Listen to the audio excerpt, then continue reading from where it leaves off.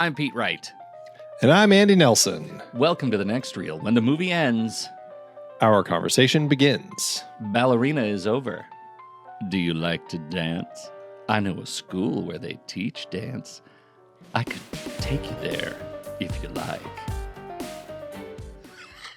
Wow, you just perved out Winston more than anyone ever needed to. I sure did. Perveroony.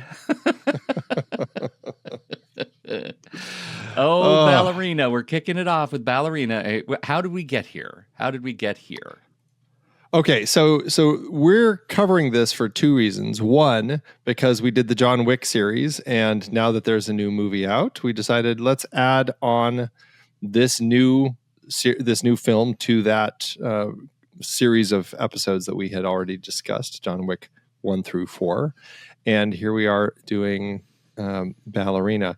Also, we're, part of the process of this whole, the rest of 2025 really is we're kind of celebrating 100 years of, movies have been around longer than 100 years, but we're celebrating films from the last 100 years, and we're going backwards, and we're starting in 2025 celebrating this film, and then we'll jump back 25 years in increments for our next few series. So anyway, here we are with Ballerina. And that's the thing. You're the one who brought that level of planning and insight. My series were not so nearly so appropriate to the theme, but I love that I get to ride along. you get to come along for the ride. Exactly. It's like, this is what the season is going to feel like. Thoughtful Andy, ADHD Pete. I hear they have a podcast for that, Pete. I don't know anything about it. Check it out. Okay, so let's talk about Ballerina. First, let's just do a reset a little bit about the John Wick cinematic universe. And the central question I want to get to is this. Were you looking forward to the John Wick universe expanding beyond the Wick franchise itself? And I could also say, referring to the Continental on Peacock and now Ballerina, was this something that you wanted and expected and were excited about? I don't think I wanted it, expected it. It was something that I think the studio, the producers and the team over at Lionsgate felt that this franchise was a big surprise and a big success for them, and they wanted to keep it going. And I think Chad Stahelski and Keanu Reeves really felt like it had kind of run its course, and ending the way John Wick 4 did felt like a good finality to that storyline. And we kind of see John go through that whole process of revenge over 4 films, and they felt like it ended where it needed to end. But as studios are, there's the creative side of things, and they felt this was a great way to end it. And then there's the studio money-making side of things, and they said, hey, wait a minute. Yeah. My God, you guys, did you forget we're capitalists? We can make so much more money from this. Let's keep it going. And so they had the Continental series, which, it sounds like Chad Stahelski really wasn't involved with, and it doesn't sound like, because of that reason, it sounds like it kind of fell apart quite a bit. And then we'll talk about the crazy level of planning that they're currently doing for sequels and remakes, because there potentially are a lot. I don't know if that's changed with the release of this film and how it's doing in theaters, but they are intending on quite a bit of things. I don't know. We're also in an age of studios promoting films that they may or may not make. We see that with Star Wars, where they've talked about God only knows how many different potential new films and series that we're going to have. And then I think most of them have gone by the wayside. Right. And that's potentially where we are with John Wick as well. So back to your question, once I knew that this was coming, I was a little bit excited, curious and excited. And I was like, hey, you know what? I've never been as 5-star and a heart in love with the John Wick films as some people are. I enjoy the stunt work. I am incredibly impressed with what Stahelski and his team have put together with this franchise. And I always have fun. And I think that's the thing is like, I walked into Ballerina going, at the very least, I hope I have a fun time with it. And that's kind of was my level of expectation with it. I think I got more excited when I found out early on that they were doing this with Ana de Armas. I think she has a stunt fight bit in the latest James Bond movie that I thought was beautiful and elegant and showcased a physicality of hers that I think was just exceptional. I thought it was beautifully made. So I got really excited about it. Also, I have been a huge fan of the range that she's been able to bring from Knives Out, which I thought she was great and had a really sort of subdued performance, subdued and panicked and anxiety ridden, and also kind of dominating by the end. It was a good turn. I think when I think of her, I think about that moment when Gosling gives her the remote projector in Blade Runner 2049, and we get this piece of emotional acting that I did not think she was capable of doing. So I was very high on the idea of this movie when the first trailer started to drop. And since then it's been kind of a roller coaster, right? The movie had reshoots, et cetera. Stahelski came back in to do some things for it. Then we start getting these trailers with Keanu in them. And I thought, okay, what are we doing right now?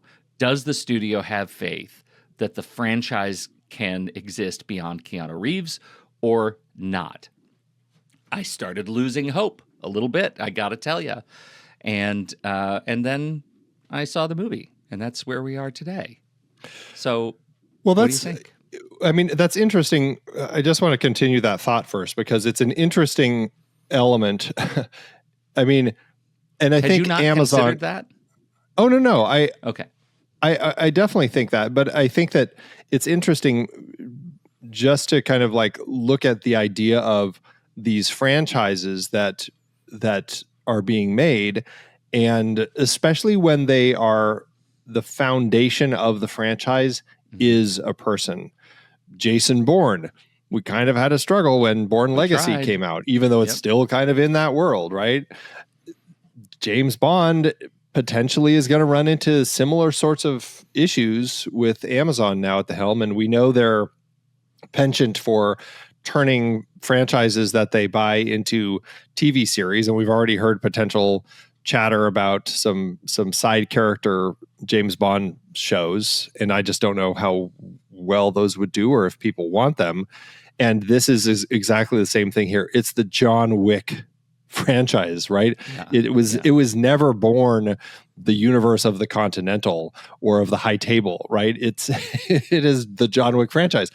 And they are now trying to figure out how can we keep this going by shoehorning these other stories into it. And that's the big question, as you said, like, are we going to have to find ways to continue including John in these as we move forward? And that's a big question. And so I guess that leads us to a conversation about the film. And do you want to start this conversation about well, let's just start with our initial thoughts. Let's just dig into that first, and then we can jump into kind of like the this universe, the Ruska Roma, the High Table, the cult, etc. Right. Okay. So thoughts on the film.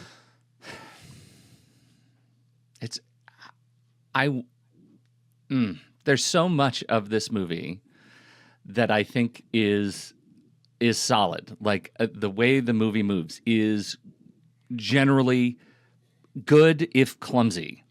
The stunts, the fights, that's what I show up for this movie for, were good. They were generally good. Were they what I think exceptional, as in the rest of the John Wick franchise? Did I see anything as straight up cool and innovative as like the over-the-top camera action scene that we got in the last John Wick movie? No. I felt like this was a bit of a retread with a new principal character. the new principal character, I think, is capably physical, right? I liked watching Ana de Armas fight. I think she's good at it. I'd like to see her do more. My principal challenge with the movie is I just didn't believe a single word anyone was saying. I think the script was not great. And that's not to say that I thought the original John Wick scripts were great, but watching this movie helped me recognize that they were actually very, very good. And everyone that was written into the movie was believable in their role. Ana de Armas's words in particular were just, it's like they were written for a different actress. It felt kludgy, clumsy, under and overwritten in turn. That part I really struggled with, and I wanted so badly to love it. How about you? Did you see any of that? No, I didn't. I didn't have any issues with that stuff. I felt it was fine. It's, it's all this strange, underground universe that we're buying into. And so everyone's always kind of had some strange dialogue within it, the talk about the Continental and the High Table and like all of these different groups and their interactions and everything. So I mean, I think I can see what you're saying. I guess maybe it's just, it didn't really bug me too much. Like I didn't have any real script issues with this so much. I felt that for the most part, I enjoyed what they were doing in the universe. I thought it played okay. And if anything, I think, we have a different director here, and I definitely could sense that some of the direction didn't feel quite as well handled through the story. And I think that was more than the script. I think that's where I kind of struggled the most. And I'm trying to think. So the script on this one was Shay Hatten, who co-wrote John Wick Chapter 4, and I think that's it. So, I don't know, which I liked, and he co-wrote that with Michael Finch, who hadn't been involved in the franchise and doesn't look like or actually is one of the writers on John Wick Chapter 5. So, Shay Hatten also was involved in John Wick Chapter 3 Parabellum, one of 4 writers on that one. But Derek Kolstad, who wrote the first 2, also was co-writing that one. And so I don't know. I'm not sure. Kolstad has moved on to like nobody, right? I mean, it feels, I know he's still involved in John Wick very much, but he's also like, he is a very capable originator of these ideas. Yeah. Right. And so now this is Shay's single entry, since Derek, this is the first script of this franchise that has had a solo story credit screenwriter credit to it. And I don't know, we have a solo writer and a new director. Well, but an interesting thing about this, and this is, I don't know if this fits into this, but this was one of these scripts. I mean, Shay had written this script that was it was a spec script called Ballerina. Lionsgate produced it and then decided to shoehorn it into the John Wick franchise. They liked the tone of it so much that that's why they brought him on to work on Chapter 3 and Chapter 4. But yeah, this, I know we've talked about this in other particular series that we've covered before, but this is a separate script that they said, let's figure out how we can work it into this world. Okay. How does that hit? I mean, when you're watching that, do you feel it? I don't think I feel it so much because I think I don't know. Who knows? Maybe because of this script, that's why they added the Rusca Roma and the Ballerina stuff that we saw in John Wick Chapter 3, Parabellum. And they said, let's kind of use this script as the foundation for this whole idea. I don't know. I don't think I felt that necessarily, because it just also feels just another revenge story in this universe. Like it just didn't feel as successful, but I don't know. I think I can see some of it might be the script, some of it might be the direction. Yeah. I did. This is one of those movies where we've taken on this question before, and I think that this movie is actually one of the more successful explorations of shoehorning an alternate, unintended script into an existing universe. I did not feel like this was just jammed in here. It actually felt of a piece with John Wick. It felt like an intentional exploration of this expanded universe. And sure, some of that has to do with the extended reshoots and changes, but the overall feeling and the way they integrated the timeline, I thought was really weirdly charming. The fact that we had Wick at the ballet studio and we had the tattoo and the branding and all of that stuff that she was witnessing, I thought was really neat, right? And if it were George Lucas, he would go back and remake the first one and include a digital Ana de Armas peeking through the door, which I think would be horrible. But the idea that this is placed in timeline, I thought was very successful. I really liked it. I thought that was good. I didn't really have any issues with that, although I did have a question, because this takes place at the point in John Wick Chapter 3 where he has turned in his get out of jail free card essentially to the Rusca Roma so that he can get away and flee the country, and that's what sends him off to Africa. But and he has been excommunicado, as we recall from that film. Yet, why is it okay for the director, Angelica Houston's character, to then still call him for help? And so there were I actually have a series of questions, like story questions that I had, and that's one of them. It's like, why was that okay? Because I thought he's excommunicado. So is this an illicit call to John that no one else is aware of? I mean, obviously the cult is like another group that everyone knows about. So I'm assuming if they see John, they're just going to tell everybody, hey, the director called John on us and he's excommunicado. I don't know. Well, I don't.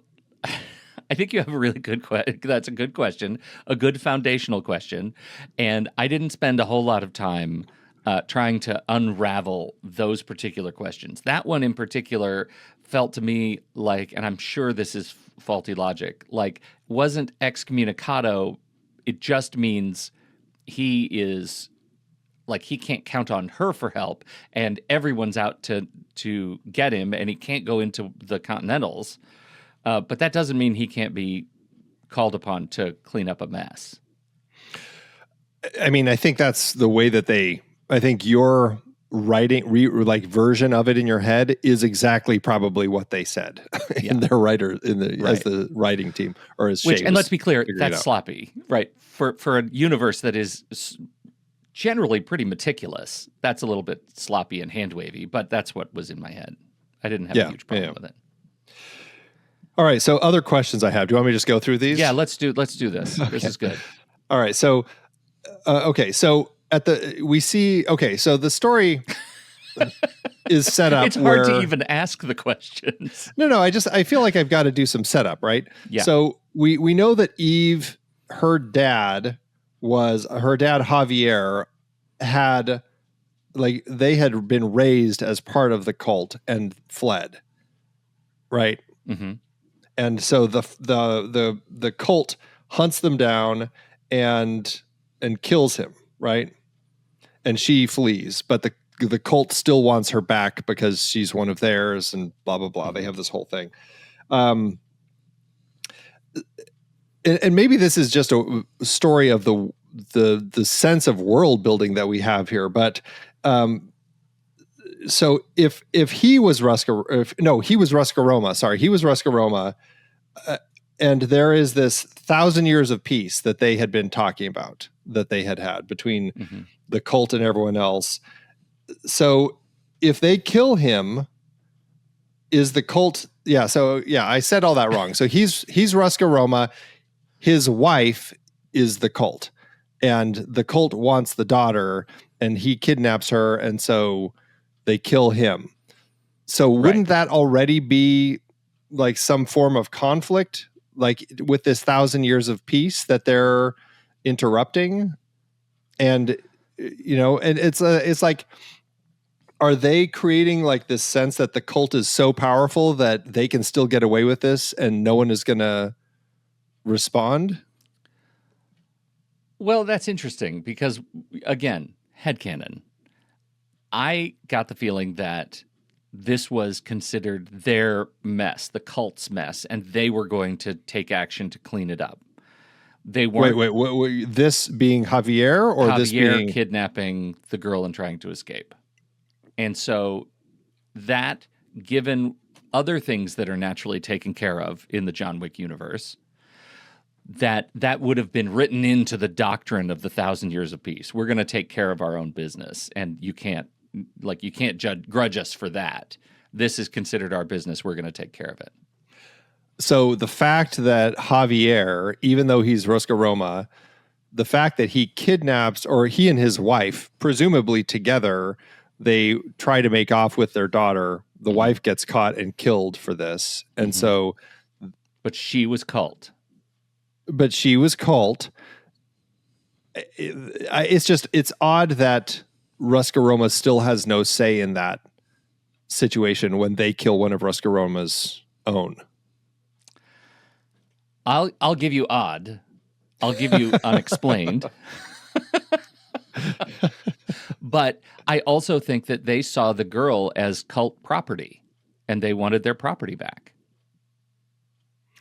Right, but again, in no way should it allow them to get away with killing one of Ruscaroma's in this so-called 1,000 years of peace. Yeah, but what is peace between factions of murderous assassins, right? Yeah, I know. It's all very odd. Okay, next question. So she does. I love this. that these questions have put me defending this wackadoo I know movie. This is great. I love this. Yeah. I love this.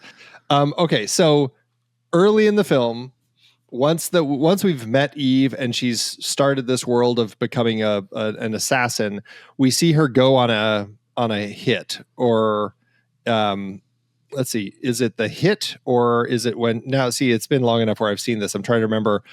She comes stumbling out of the bar or wherever she had been in, and the cult immediately like starts attacking her. Like they hit her with a car, and then they jump out and they're all trying to kill her. Right? Do you remember this scene?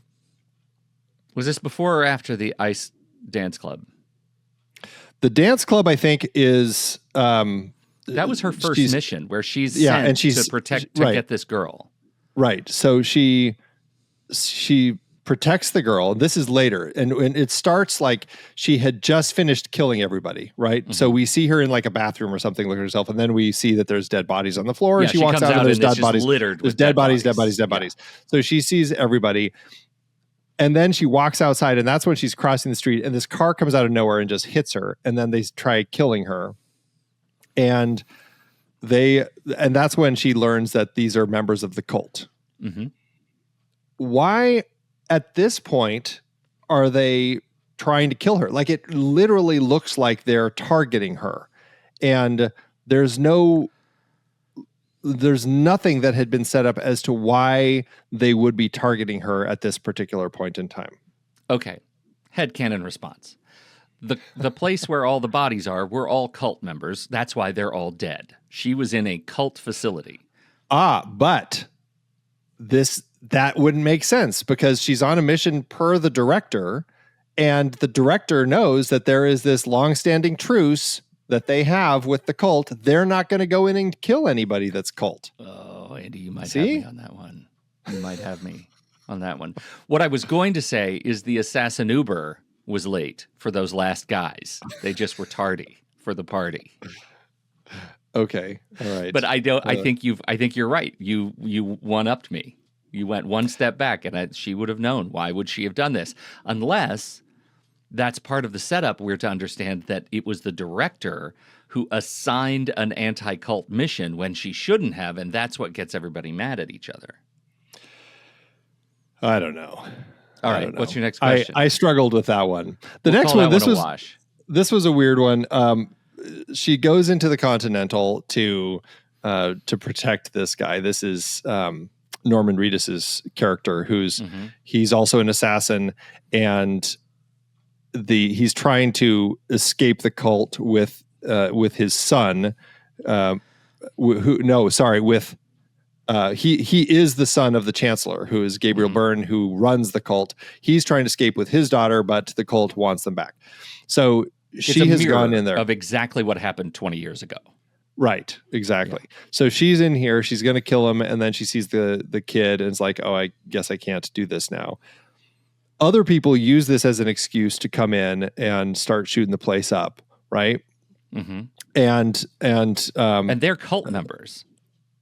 Not just cult members, but all sorts of assassins. Like she had upped the bounty on him from 2 to 4 million, which meant everybody wanted a piece of that. Everybody wants to kill this guy now. Mm-hmm. So everyone's going after Daniel, and there's 2 in particular that break into the room first to start doing it. Nobody ends up getting killed, but they do this moment where Continental security, after this whole thing is over and she's helped Daniel and his daughter escape, Continental security has her and these other 2 people held, and they end up killing these other 2 because I thought it was because blood had to be spilled that they would actually do this. Like, they talk about killing, like, anyone who's killed somebody on the grounds of the Continental has to die.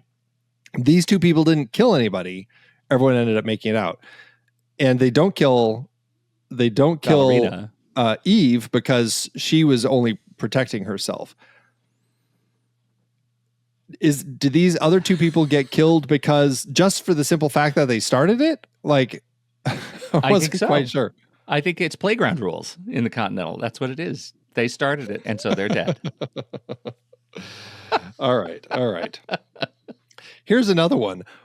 What is it about why is everybody so secretive about the cult? They seemed fine talking about the High Table or all of these other different groups, but when it comes to the cult, they're like, oh, we don't talk about the cult. I wonder about this one. So what they're trying to set up is that the cult is somehow prime among peers in terms of killers. They are the most dangerous. But all are of they the trying other, to set that up? I thought so. Like that was the only reason I could buy that they were so terrified of the cult, was that they were the most like unprincipled, violent group. And if you poke them, you're poking the dragon bear owl wolf, and it would come for you in the night. It was the scariest of the scary, which is weird because all of the other factions are also giant groups of assassins who are well trained. In fact, those are the groups that principally or presumably trained every member of the cult, because aren't they all retirees of the other families? They're all ex assassins who decided to settle down in the mountains and raise a family. I didn't think that. Did they say that this was the cult? I thought that's what that was. That's a. I didn't think it was a town where people retired. I thought it was just their own weird little cult town where it's just like, that town in the border of northern Arizona next to Utah, where that cult guy like has all the, like, everyone there is like, having babies for the one guy. It's like these creepy sorts of towns, and I just thought they were trying to make it a sense that this particular town exists because the cult lives there. Right. The antagonist group, led by Gabriel Burns, the Chancellor, functions less like a traditional religious cult and more like a doomsday cabal of retired killers. These are the people who have become disillusioned with the High Table's rule, and instead of disappearing quietly, they formed their own shadow society. Their ideology is built around purging the world of corrupted operatives, those who defy the rules or stray from purpose, like Eve. That's what the cult is. What? He says it. When he tells her, he says, you got to come join us because you got to come be a part. Aren't you tired of taking their orders? That's what the cult is. Now you like it less. This is worse, just for you. Well, it's just, it's odd is what it is. I don't know. It's especially because, like, I don't know. I struggle with it because it just doesn't really make any sense. But, you know, this is a strange world anyway. Yeah. I don't know if that makes it any worse or just stranger for me. Many of these cult members were once part of the same assassin ecosystem, trained in arts like ballet, combat, and etiquette, naturally the big three, and have since radicalized. This is the evolution in the John Wick mythology, the idea that the underworld isn't just an economy of blood, but a belief system, and belief systems, when fractured, give rise to extremism. Are you on the John Wick wiki? I love wiki fandom pages. The John Wick one is pretty robust. There's a lot of... Yeah, okay. I think that they're trying something new. Now, the question is, does the cult live beyond this movie? I mean, I feel like now that it's been brought up, they'll probably mention it in passing, I'm sure. You know, it's just one of these things where these different elements kind of keep popping up in one way or another. I don't know if it needs to be brought up in a big way, but I don't know why it wouldn't be, you know? Yeah. Okay.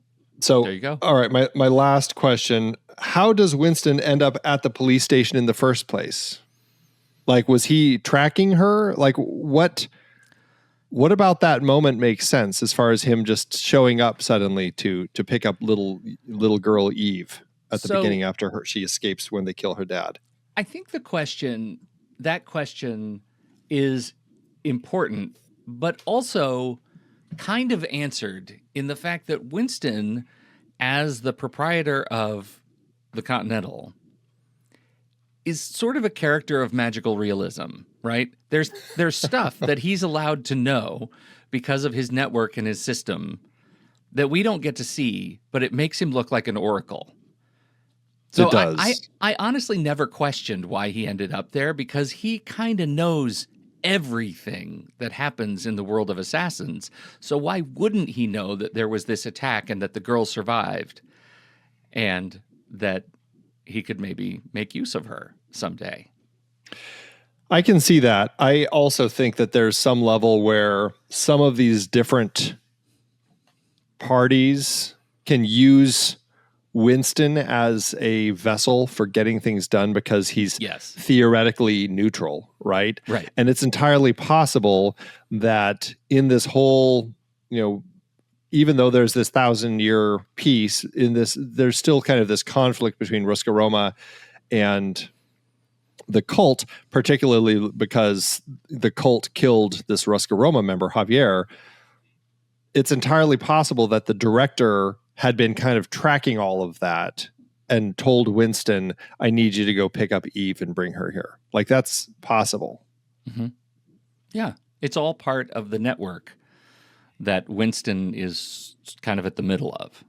Although now I'm trying to remember, when she first is dropped off at the ballet school, does the director act like she knows who she is? I can't remember now. That's a good question. I don't remember having seen it just the once. I don't remember how she was affected. Okay. Mostly because how could you tell anything about how Angelica Houston was affected in this movie? She made no face motions. She was fine. She was... Yeah, I just enjoy still seeing Angelica Houston. I've always enjoyed her, but yeah. And it's just, I don't know. I kind of always chuckle when I see her in this particular franchise because of everything she's done. This just seems like such an odd turn for her, but yeah, I think so. Yeah, but I kind of enjoy it. So,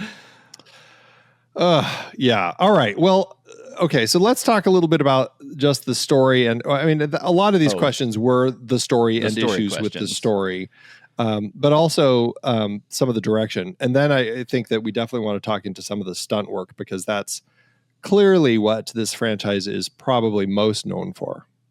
Yes, the principal big stunt scenes. Yeah. So other story points that, or I mean, I know you struggled with the script, but as far as the plot and the basic concept of it, do you kind of buy into this revenge story that she has? Yes, because I'm a sucker for John Wick revenge stories. I really am, and so I don't. I don't think that some of the quibbles that you just brought up, they didn't hit me, because I allowed myself to get very much into this movie. And the fact that it was a parent-child kind of a rescue, it felt like something easy to believe that Eve would get, sucked into it to the point that she would violate norms that have been set up in the universe. I bought all of that. So, I didn't, in terms of the story, it was good for me. I had a good time. It's really just the way the characters were written, the way they performed their roles, from the script that gave me trouble. That was it. Also, Lance Reddick, man, come on. We get one more Lance Reddick this far after. Yeah, that's extraordinary.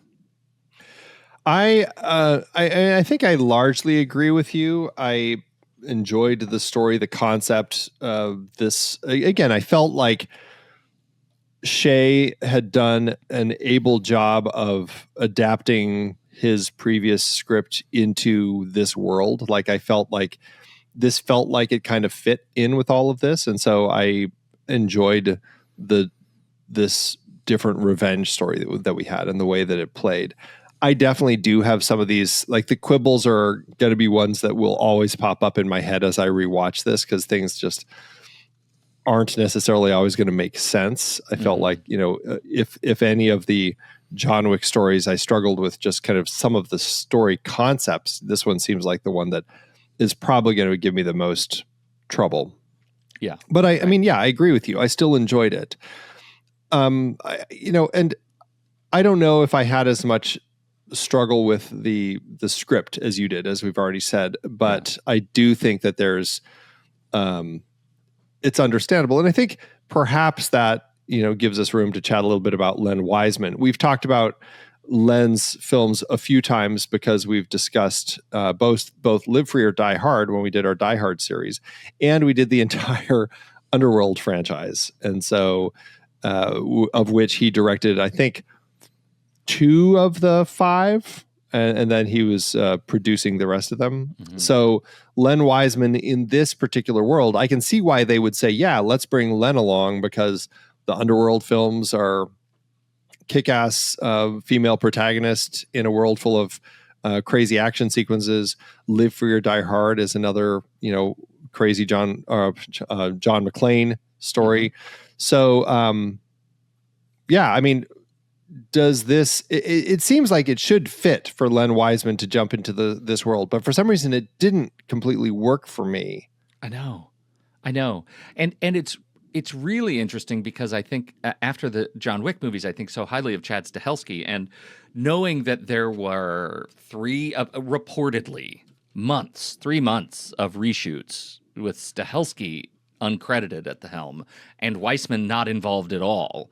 Of course, now we're getting what could be dubious reporting and rumors, but I mean, that just seems like the production was marred by chaos at the top, and that doesn't lead always to a great final product. Sometimes it does, but not always. And I wonder what the original Len Wiseman cut looked like. And maybe Len Wiseman's fantastical violence in Underworld does not translate to John Wick style violence. Maybe that's the issue. It didn't feel as sufficient a John Wick style movie as I wanted it to, in spite of some really neat stuff.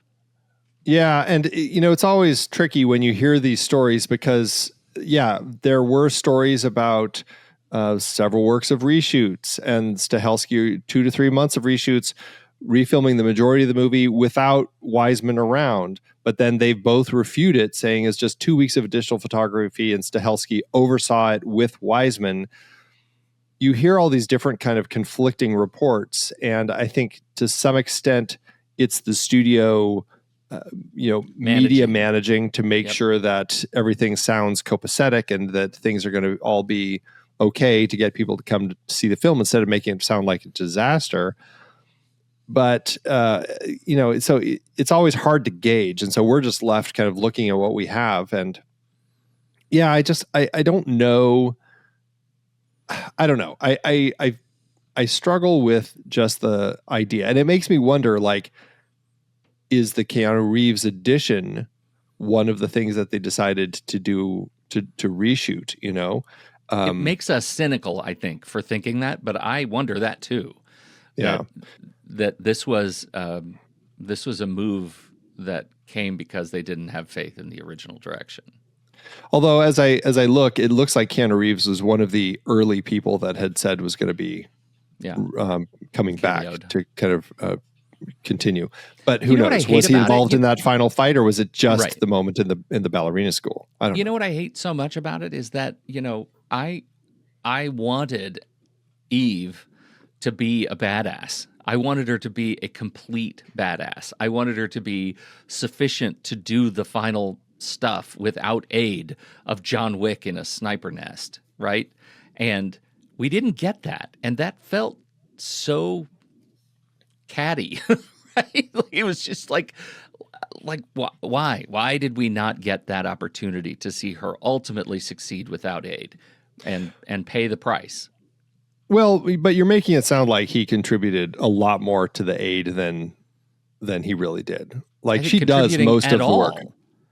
Contributing at all is my problem. He only kills one person, right? Isn't there just one moment when someone is coming up and that's it? Otherwise, I think she does prove herself pretty able. So, I mean, I can see that point. And yeah, I think it would have been better if they just didn't have him take that shot and just have her figure it out on her own, because his whole thing is he's there to assassinate her, right? Yeah. And that's kind of like the whole thing. The director hires him to kill her to kind of keep the peace, essentially. Mm-hmm. That's kind of the whole thing. And so he gives her, they have this meeting in the snow, and he says, look, you can have until midnight. If you don't solve this by then I am going to kill you. And that's essentially what we get with him. Mm-hmm. Aside from they do have their own little fight and everything. But I think for the most part, I think that they largely make it work as far as bringing him in. Like, I didn't struggle with that as a concept. And in the scope of the story about Eve and her journey to avenge her father and kind of try to bring down this group, I thought that it was kind of fun to watch. And in particular, I guess I enjoyed it so much because, I mean, the stunt sequences that we have earlier in the film are fine. They're nothing great, but by the time she gets to this little town of Hallstatt, I just really enjoyed everything that they did with all the stunt sequences. Like, it was kind of fun to watch this entire town come after her. And, we have a lot of different fight sequences that stood out to me. And I had a great time with it. And, I mean, let's talk about some of the stunt sequences. Because let's start with, because we're in the Alpine environment. Let's start with the Alpine restaurant duel. Yeah. This is the plate fight, the legendary plate fight. This is one of the things that I thought was really fun and kind of frivolous, is having them go after each other with plates. Reportedly, this was one of the hardest fight scenes to film from a production perspective, because the breakaway plates kept breaking away too easily, and they kept running out of plates. And so it took much longer than anticipated getting all the replacement plates in place to plate one another. I thought that was great. Funny. I thought it was fun. Yeah. It's a fun sequence, and I enjoyed like that was a moment that really helped give us a sense of what we were about to experience in this place, where Yeah. she shows up and suddenly everybody's eyeing her. And then we learn they're not running out of the place away from the fight. They're going to get ready so they can come back and participate. Like I enjoyed that. I had a lot of fun. And this fight, I thought, just gave us a real interesting sense of the introduction to this town. Yes. And I mean, you're absolutely right. They all run away. But one of the nice things about that entire sequence, her introduction to the town, is that around every corner in that chase up and down that mountain hillside, there is another person hanging laundry or something like that who happens to have a gun in their belt. Like they're all crazy armed. And that level of fun and surprise, I thought, was really well executed. I can't imagine accidentally driving through this town. Like being a tourist, like especially on this particular day, to come driving through and like, what the hell? Where are the police? There's like people all over trying to shoot each other. While we are talking about cold things, let's go to the completely out of order, the icy club sequence. Yeah, the first real job that she's given. Right. Which fits very much into the style that we've had with some of these John Wick films of creating this look of these clubs that have fantastic like blues and purples and pinks neon, and just the whole thing glows and creates this atmosphere that I think it's almost become kind of a key part of this franchise of having a scene like that. Yeah, for sure. And I think, this is the one she also is using ice skates as weapons. No, that's later when she's in the little boathouse in Hallstatt.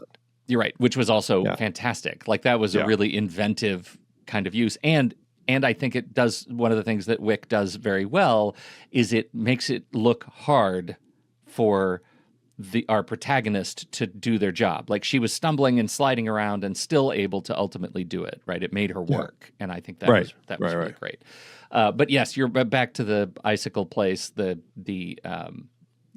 think the nightclub itself was really fun, and it was the most Wick style. I mean, it was just like slick choreography, and it was a solid, if not slightly predictable, John Wick style fight scene with a lot of good stunts. Yeah, and it wasn't like, the crazy stunts or anything. Like it was fine. It was fun, and we just are essentially watching her kind of complete her mission of protecting this heiress that she's set out to do. And it plays fine. Like it's a beautiful location, and they made it look good, and it worked. One of my favorite sort of sequences in a sequence was the grenade fight. What did you think? That was another, the grenade fight was fantastic. Like the whole idea of using those to fight. This was when she goes to the weapons guy, and they go into his back room, and then the cult is coming after them. And so he ends up kind of like sneaking into another room, and she follows him and is kind of helping her, and fighting with grenades. I don't know. There was some really inventive moments, like throwing the guy behind the door with a grenade and like a giant freezer door, and then using it to shield herself from the explosion. I don't know how the table flip shot. That was extraordinary.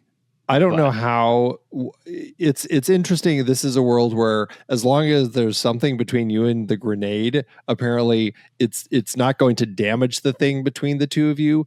And also the noise is apparently also not going to blow out your eardrums. Like apparently like you're totally fine as long as there's something between you and that grenade. Andy, surviving all of that is why she was sent to ballerina school. That's what they learned. All ballerinas are equipped to handle that. How to strengthen your eardrums. It's pas de deux and how not to blow out your eardrums with a grenade. In a grenade fight. And bloody toes. Man. Also that. Okay. Yeah. Loved that. The Eve John Wick duel. Yeah. This was something that I was wondering if, was part of the reason that they wanted to do some reshoots, because they felt like they wanted to have John Wick in some action. And, I thought it played fine in the scope of the story. I could buy into it. Sure, he's been sent to assassinate her. He's going to confront her and have this whole conversation. And it actually worked for the town sequence too, because it allows a breather for everyone in the town to stop attacking her, because they're like, oh, hold on. Like they've got the guy in the bell tower or whatever who's like watching and saying, hey, the guy's here. The Baba Yaga has arrived. We can all just chill now because he'll take care of our problem. Yeah. So it was fine. You know, it does make me wonder, as we continue, if we continue the sequels in this world, are we going to keep hitting this point where they're like, yeah, but we need to get John in here and they need to fight at least once? Yeah. Is that sustainable? Right. I wonder.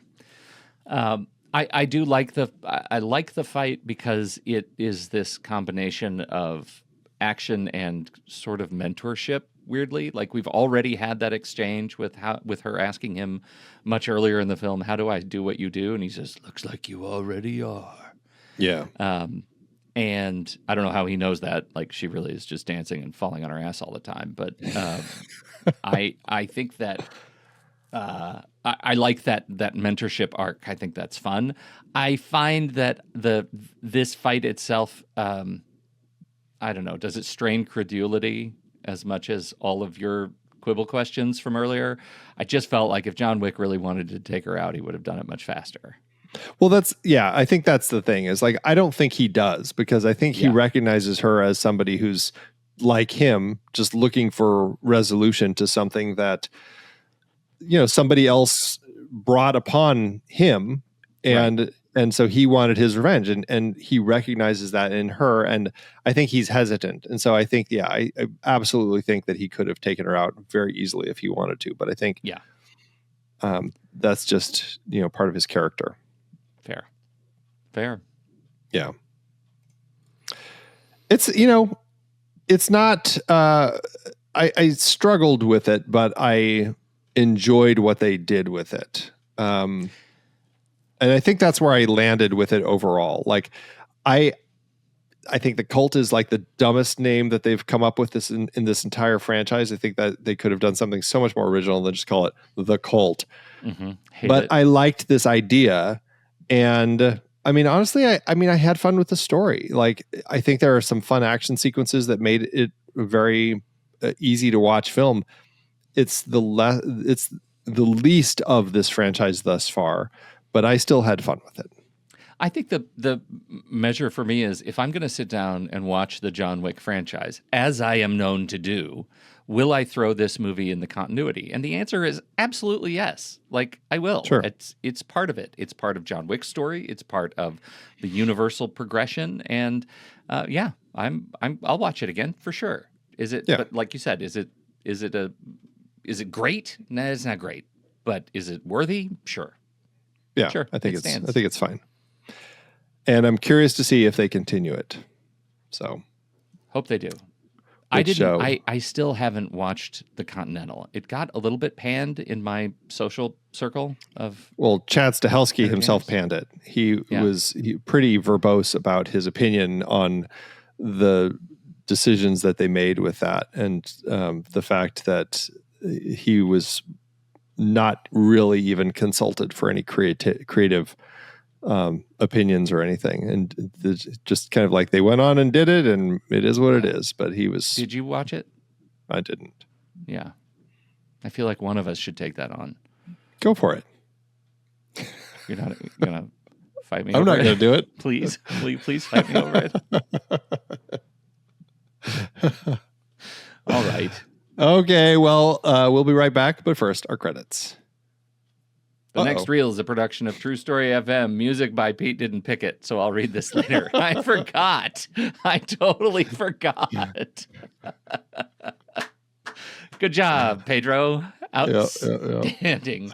Okay. Do you know what this? We didn't.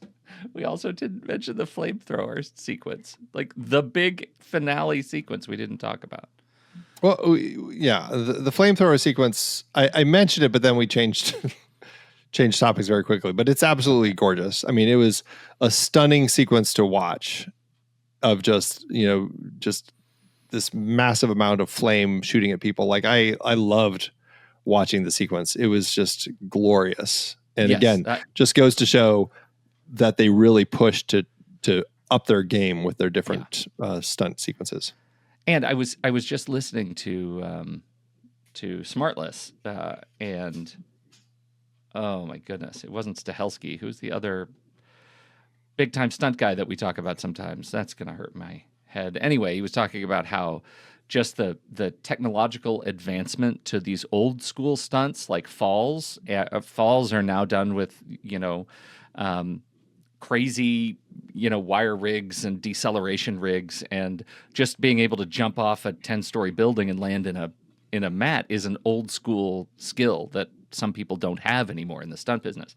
Same thing with getting lit on fire. And there is a new gel technology that they use that means you don't have to wear big bulky suits. They can just cover your entire body in this gel, and you still look like the actor, and you can see the actor through the flame, but you can be on fire for longer, and do old school practicals with flame and not have to use CG. And it's that's what I was thinking about in this movie. It felt like they lit more people on fire than I have seen in a long time. Yeah, it's interesting because there has been so much evolution in the world of film, as we've talked about. I mean, the effects world is constantly finding ways to evolve and improve and do things so that you don't necessarily need to have put actors at risk on sets and things like that. And you can just do some things with CG. But then you have the flip side of that where people want to still see real things happening. And so, you also are having similar evolutions in the world of stunts. And I think that's exciting because it allows for some incredible creativity when you come down to things like this. And it's David Leitch. There you go. That's who I was talking about. Yeah. Okay. I'm going to give you a read right after we finish. Okay. But now it's ad break time. Yes, and now it's me. So, no, it's you. It's me. Yeah. Stop trying to take my job. God. Sigh. Scroll. Here we go. Right. Let's talk about something that truly matters. No, not the economy, not climate change, not whatever our dear friend of the show, Elon Musk, tweeted at 3 a.m. No, I'm talking about movies, and more specifically, keeping track of the movies you've watched, the ones you pretend you've watched, and the ones you've watched but still aren't ready to admit you liked. That's where Letterboxd comes in. This is the social network for film nerds, cinephiles, and people who still list heat as a personality trait. With Letterboxd, you can log films, review them, rate them, make lists like movies where a dog dies and I'm never okay again, or films that gently mock capitalism while still being distributed by Disney. And if you want more, like stats, filters, no ads, or the ability to pretend your opinions are somehow objective truth, you can upgrade to Pro or Patron. And here's the good part. You, our dear, tastefully overcommitted listener, can save 20% on that upgrade with code NEXTREEL. That's NEXTREEL, like the podcast, but also like the film reel, because branding. So go to letterboxd.com or download the app and start logging, because if you're going to spend your weekend watching 3 different cuts of Blade Runner, the least you can do is keep a record of it. Branding. Branding. That's all I know. Okay. Sequels and remakes, Andy. Good Lord. What do we have in store? If all of these happen is always the question. Like I said earlier, it's like the Star Wars sequels. It's like, are they ever going to make half the ones that they've mentioned? Who knows? So far, this is what we've heard about. There's potentially a Kane film coming. As of yet untitled, but they are theoretically still in talks with that one. There's an untitled anime prequel film that they're talking about. They love the idea of doing something in anime with this world, and they thought a prequel would be a great place to go. Of course, we've already heard about John Wick Chapter 5, which really doesn't make sense since he's, spoiler alert, he's dead as of the end of the last film. I don't know. Not if he comes back a cyborg, Andy. Right? I know. There's always There's ways. Another family, the Rusko robots. They've talked about Ballerina 2. That's the one I'm most curious about, if they're actually going to drop it if this one doesn't succeed as well as they want it to. They've talked about a crossover film, several crossover films, one with the world of Atomic Blonde, the other with the world of Nobody. Okay. Has there been any Atomic Blonde universe movie? No, just Atomic Blonde. No, just the one. And they should stop. It's great. It's a better movie than this one. All right, let me keep going. Yeah, they've talked about potentially a Sophia film. This would be. I think they really loved the dog work that revolved around her and her dogs in John Wick Chapter 3, and so they wanted to kind of continue that.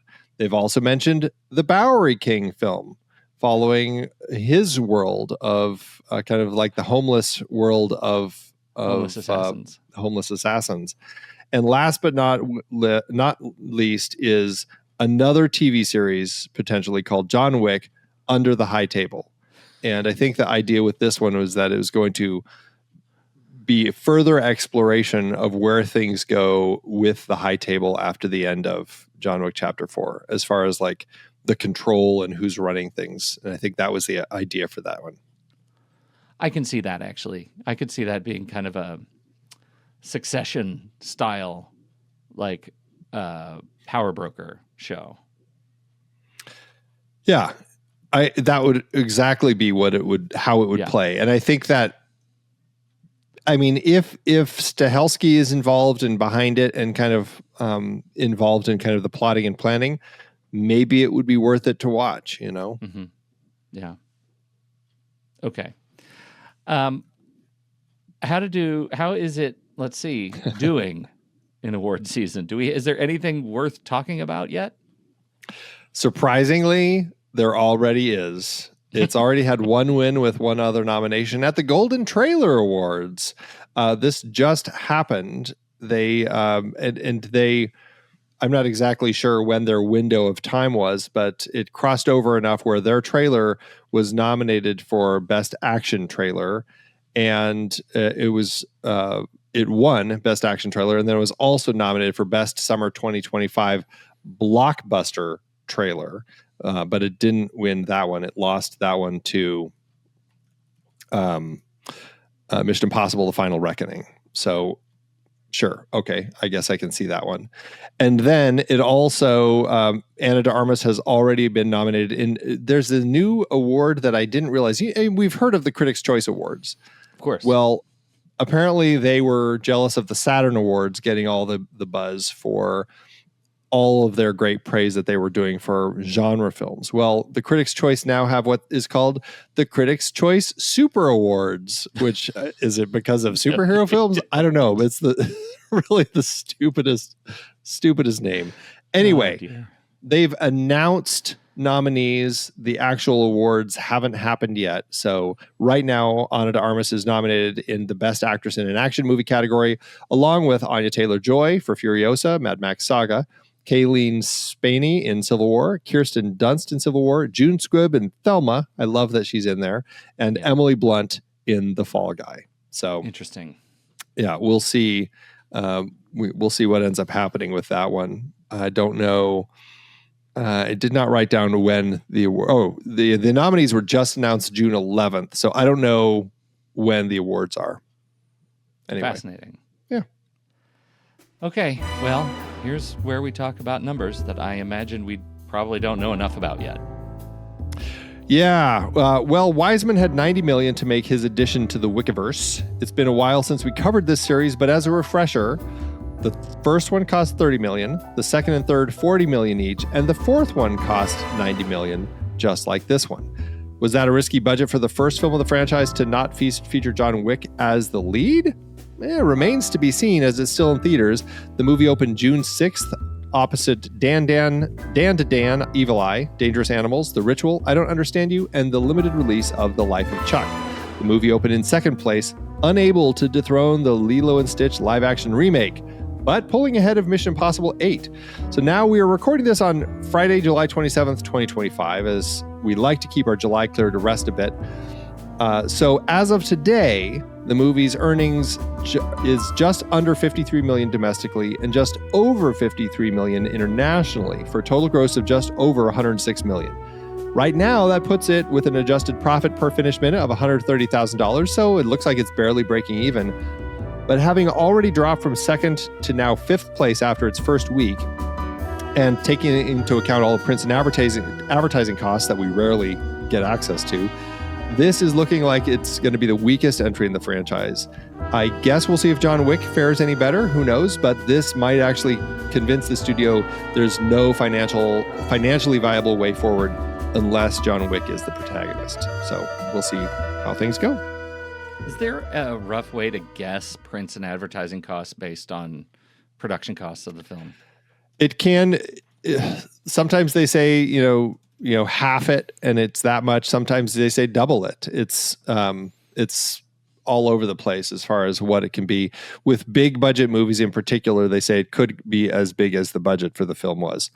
It could be it could be 180 million total that they're looking to even break even. That's what I'm wondering. And I'm wondering we're at an interesting time because, again, as we record this, F1 just came out, and that is reportedly a very expensive movie on the production side. And if you have been awake in the last 3 weeks, you realize just how expensive this movie has been on the P&A side. They have put a massive amount of money into advertising this thing in domestic and in TV and digital ads, in the haptic trailer that you can watch on your iPhone, in social media, in trailers, in putting, it's just been an extraordinary tour of expenditures for that movie. I'm really curious if there's even an orbit that it could hit to make that movie. So we'll talk about that coming soon. Yeah, we've got a whole episode to talk about that, Pete. Yeah. Yeah, well, I had fun with this one. It fits, roughly into this universe for me. It made me ask a lot more questions that I should have been asking when I watch a movie like this. And so that's frustrating, but I still had fun. And I guess that's where I landed with it. Me too. I'm right there with you. I had a good time in spite of a pretty significant quibble. And it makes this, for me, lowest of the low, but still good. Yeah. All right. Well, we'll be right back for our ratings. But first, here's the trailer for next week's movie. Continuing our celebration of films released the last 100 years, we're jumping back 25 years to the year 2000 to kick off our Silver Screams 25 Years of Ju-On series, starting with Ju-On, The Curse. And now it's my ad. In the world we live in, there's the surface layer that everyone sees, the daily grind, the routine, the familiar. But for those with a keen eye and a curious spirit, there's a whole other world waiting to be discovered. A world of passion, of dedication, of delving deeper into the things that ignite our souls. For film lovers, that world is the next reel. On the surface, films are a form of entertainment, a way to escape the everyday. But for the true cinephile, there's so much more. They're an art form to be studied, appreciated, and endlessly explored. There's a lens through which to view the world, to understand ourselves and each other. They're a passion that demands to be shared.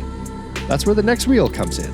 Like a secret society for film enthusiasts, the next reel invites you to step behind the curtain, to explore the depths of your love for cinema.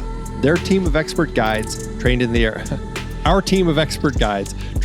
art of appreciation, is ready to lead you on a journey of discovery, unearthing hidden gems, dissecting beloved classics, and always pushing the conversation further. By becoming a member at truestory.fm/join, you're not just gaining access to exclusive content, well, there's plenty of that.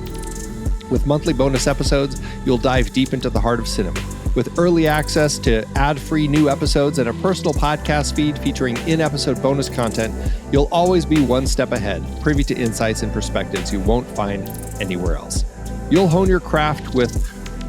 No, that's the wrong thing.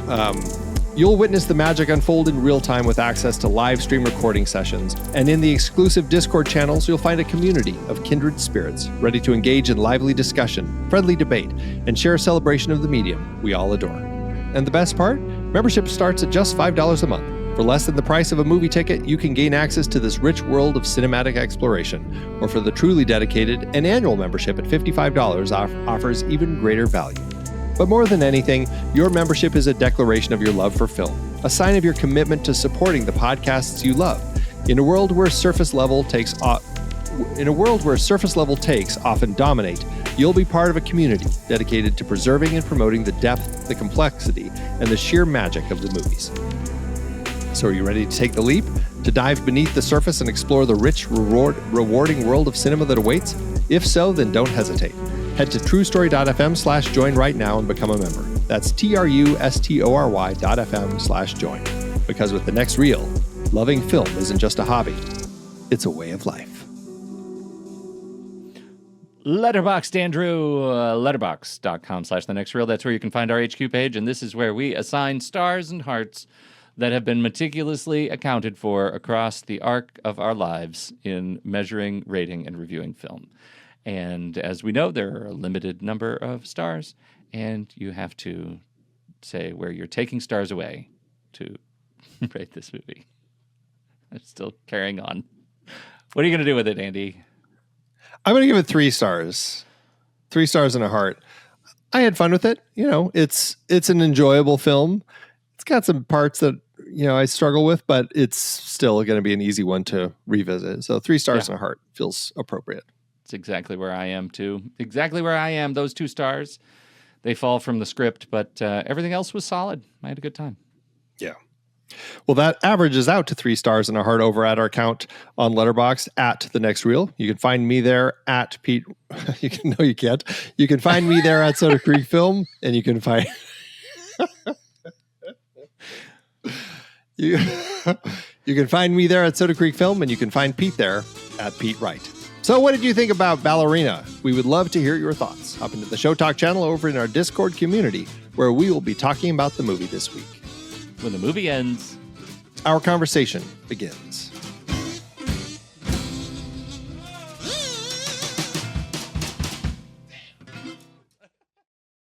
Letterboxd giveth, Andrew. As Letterboxd always doeth. All right. What are you going to do? How'd you pick? Got some very fresh ones. Well, yeah, I mean, considering it's only been out for 2 weeks, they're all pretty fresh. I went with a 3-star by Bobby Wagner, right up the line where I was, who said, sometimes you just have to watch a beautiful woman shoot people in the head for 2 hours. All right. There you go. Mine. That was good. That was it. That was a steal. In this case, I will say this from David Chen with a 4-star and a heart. Ballerina's plot and characters are threadbare even by John Wick standards, and that's saying something. But the action is just unbelievable. This movie is 2 hours long, and I estimate about 80 minutes of that is straight, uncut, late-stage John Wick-style level of quality action. There are some really innovative action ideas, especially involving military hardware. At one point, after a particularly audacious sequence, a guy behind me exclaimed, "That is absolute cinema." Indeed, sir, it was. I mean, that's like, it's poetry. Yeah. It's John Wick poetry. That's what that was. Exactly. That's all I have to say. Thanks, Letterboxd.